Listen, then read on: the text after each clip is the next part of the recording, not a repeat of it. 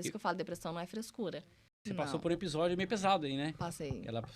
Tive depressão. Então, toda essa alegria, ela vem de um ressurgimento depois de uma situação muito difícil, né?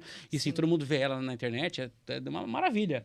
Mas ela também tem os problemas dela, assim como você tem, como eu tenho. Então, até gostaria de falar um pouco sobre isso. Como é que foi essa recuperação? Porque, para quem te segue, evidentemente que participou disso com você. Porque a galera segue mesmo, ela sabe da sua vida.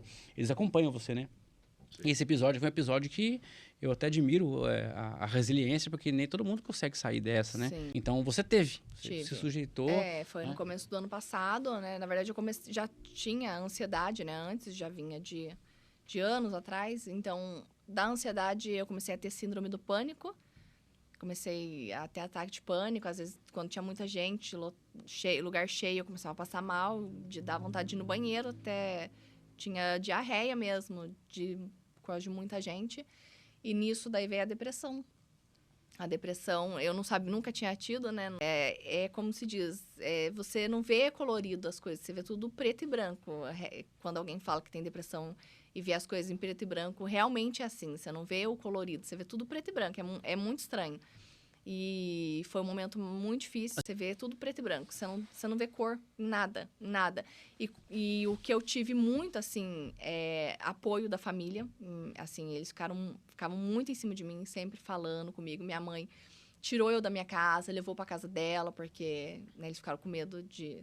Todo mundo sabe que a depressão geralmente leva ao suicídio, né? Então, eles ficaram muito preocupados com isso na época. Eu fiquei 3 noites, 3 dias, 3 tardes. Eu não sabia o que era dormir, porque eu tive... O pior pra mim da depressão foi a insônia.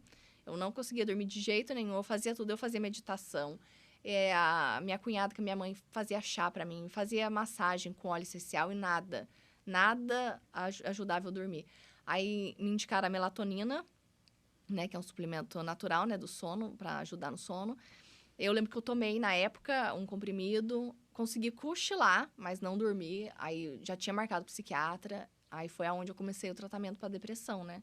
E assim, mesmo eu não falando para ninguém, tirando a minha família, eu nunca não cheguei na época a contar para ninguém da internet, porque eu achava que era uma coisa muito pessoal, muito, né? Não tava no momento de falar daquilo. Eu falei, depois que passar tudo um dia, eu falo.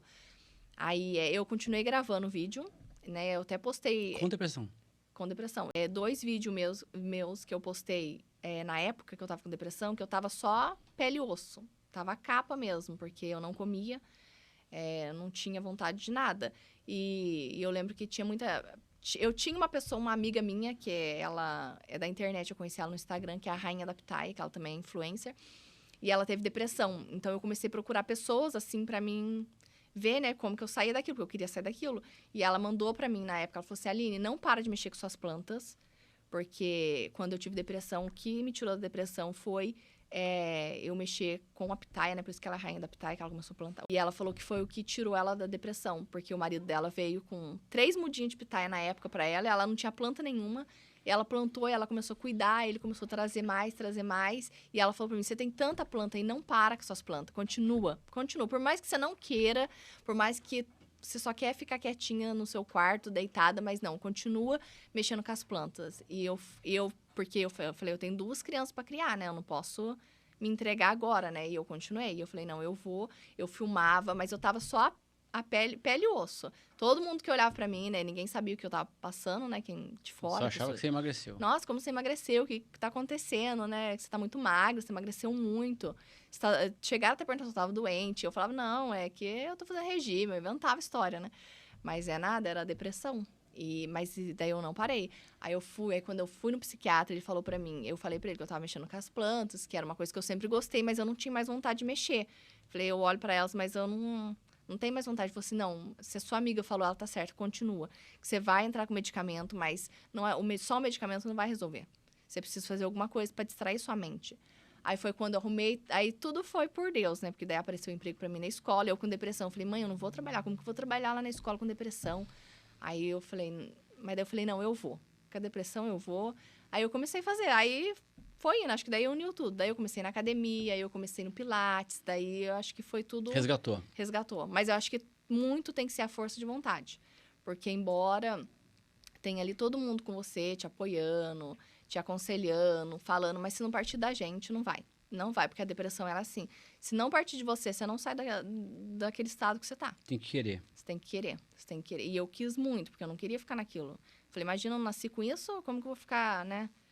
Não quero isso pra minha vida. O meu maior medo, por eu ser muito católica, né, acreditar muito em Deus, eu tinha medo do suicídio, né? Eu falei, e nós católicos, Sem a gente perdão. sabe que não tinha perdão. E eu ficava, meu Deus, eu não quero chegar nesse ponto, né? Senão se eu fizer alguma coisa com a minha vida, eu não vou pro céu, né?